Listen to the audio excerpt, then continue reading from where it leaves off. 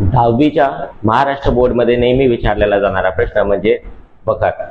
बखर म्हणजे काय?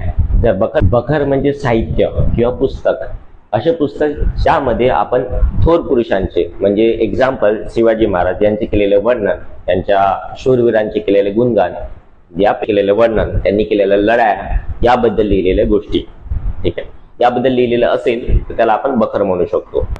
फेसबुकमध्ये दिल्याप्रमाणे 3 बखर जास्तीत जास्त महत्वाचे आहे. पहिली बखर म्हणजे सभासद बखर, जी कृष्णाजी अनंत सभासद यांनी लिहिली आहे. ही जी बखर आहे ती छत्रपती राजाराम यांच्या कारकिर्दीमध्ये लिहिली आहे. या बखरमध्ये तुम्हाला माहिती असेलच की शिवाजी महाराजांची गुणगान किंवा त्यांच्याबद्दल लिहिलेले चरित्र या बखरमध्ये तुम्हाला पाहायला भेटेल. दुसरी महत्वाची बखर म्हणजे भाऊसाहेबांची बखर.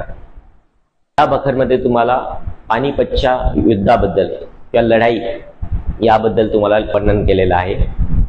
तिसरी महत्वाची बखर होळकरांची कैफियत. यामध्ये तुम्हाला होळकर घराण्याचे योगदान व त्यांचे बलिदान याबद्दल दिलेली माहिती आहे.